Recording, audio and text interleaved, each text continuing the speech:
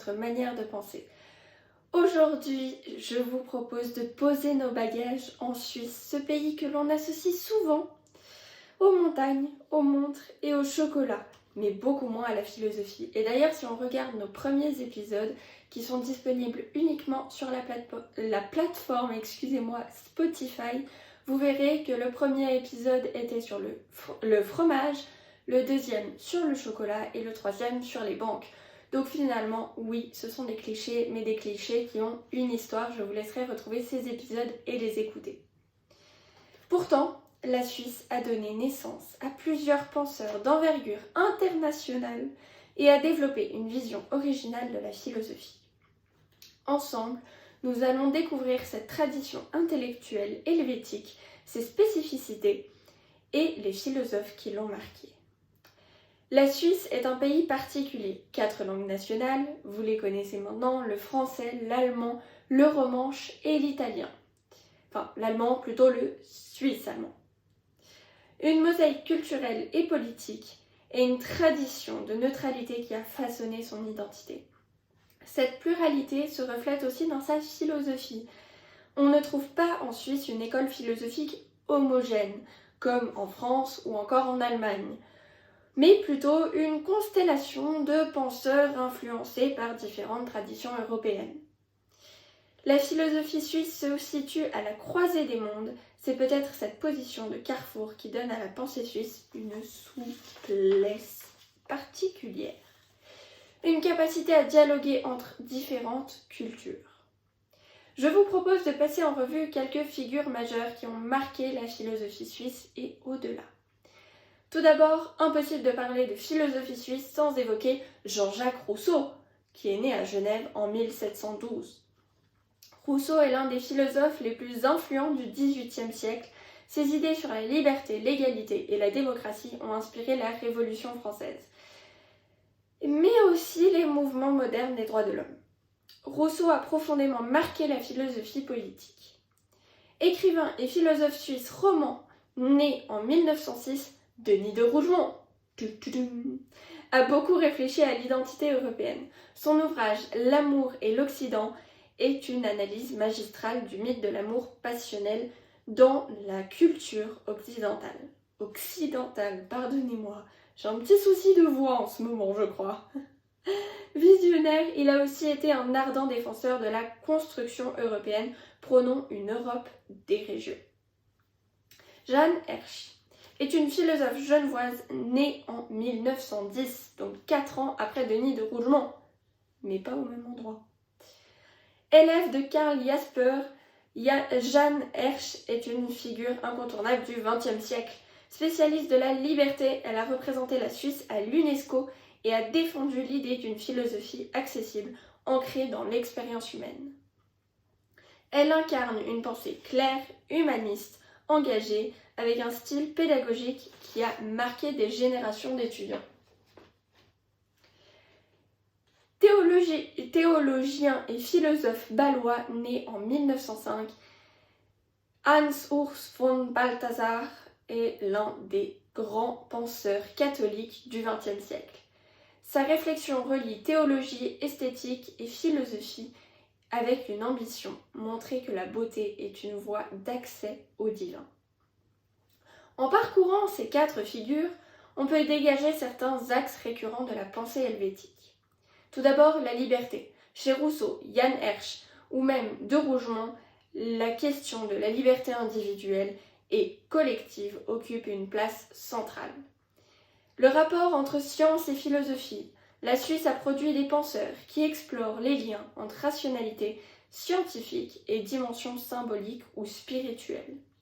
L'identité et la diversité. La Suisse est un pays multilingue.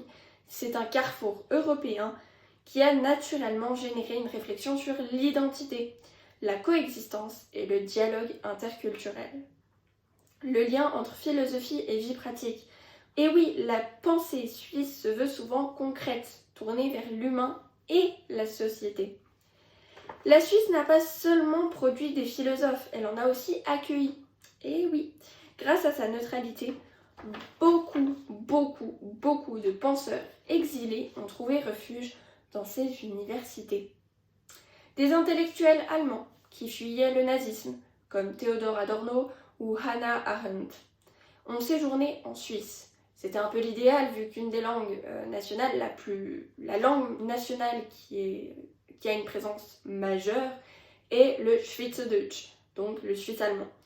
Le suisse allemand est très proche de l'allemand. Et d'ailleurs, quand deux dialectes suisse-allemands ne se comprennent pas entre différents cantons, eh ben, on parle l'allemand. Alors avec un accent suisse-allemand, donc c'est pas terrible, mais on le fait quand même.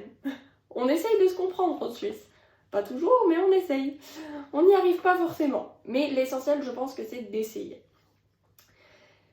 Ça a contribué à enrichir le paysage philosophique et ludique.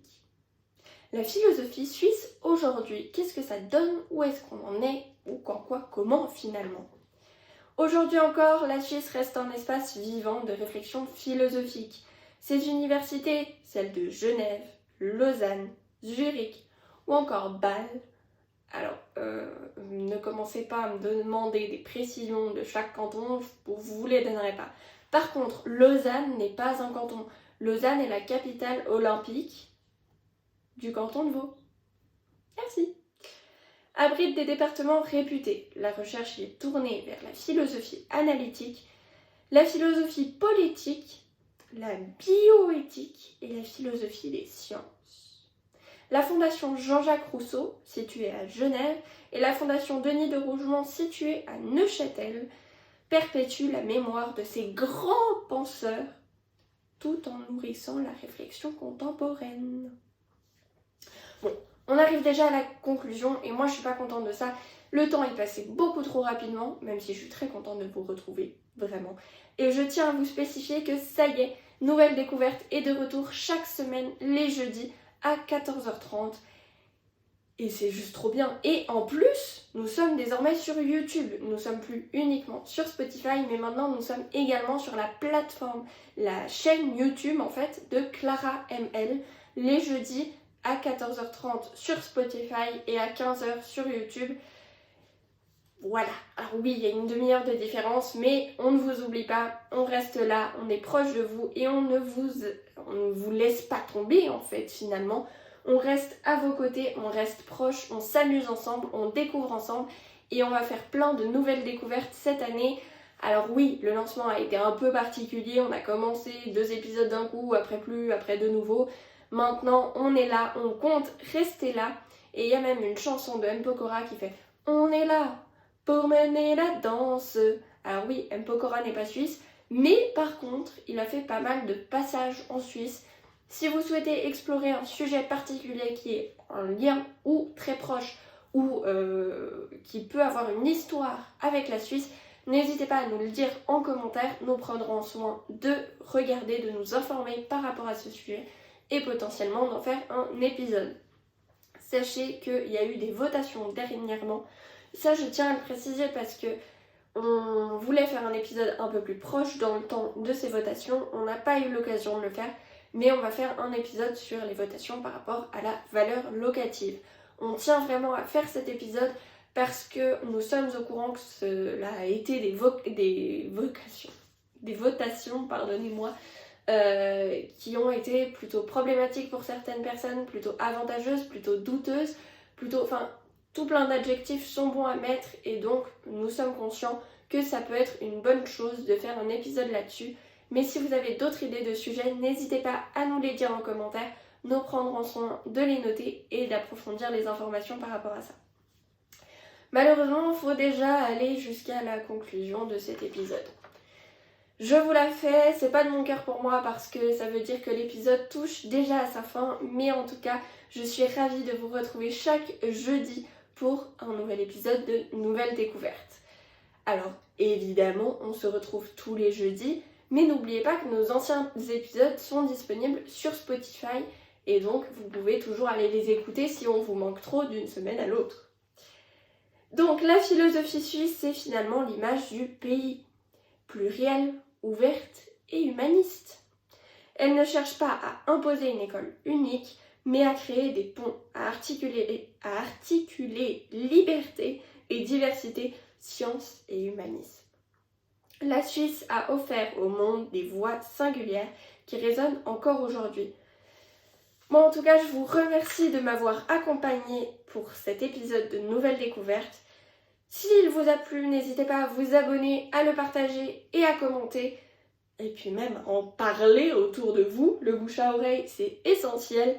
Et moi, je vous dis à très vite pour une nouvelle découverte. Allez, je vous fais plein de gros bisous et promis, une petite chose avant de se quitter. Je l'avais dit la semaine passée, mais maintenant on est arrivé sur YouTube, donc je tiens à le redire. Comme ça, je suis sûre que YouTube et Spotify sont au courant. Tous les épisodes qui font moins de 10 minutes ne sont pas considérés comme des épisodes, mais comme des bonus. Donc vraiment, n'hésitez pas à profiter, parce que potentiellement, que certains mardis ou certains autres jours, il peut y avoir des épisodes bonus qui sont disponibles. Parce que c'est pas parce que c'est un épisode où on a la flemme ou quoi que ce soit, c'est parce qu'il s'agit d'un épisode qui est plus court que 9 minutes 30. Et donc forcément, on peut pas vous le laisser comme ça, c'est trop court, le temps passe trop vite. Mais par contre, on aimerait quand même vous faire ce cadeau de cet épisode, alors on vous le met en bonus.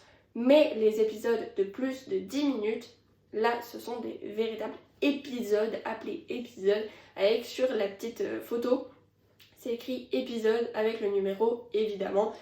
Et en tout cas, j'espère que cet épisode vous a plu. N'hésitez pas vraiment à le partager, à vous abonner, à commenter, à écouter en boucle, à streamer, à tout ce que vous voulez. En tout cas, moi je vous retrouve la semaine prochaine pour une nouvelle découverte autour de la Suisse. Et je vous fais plein de gros bisous.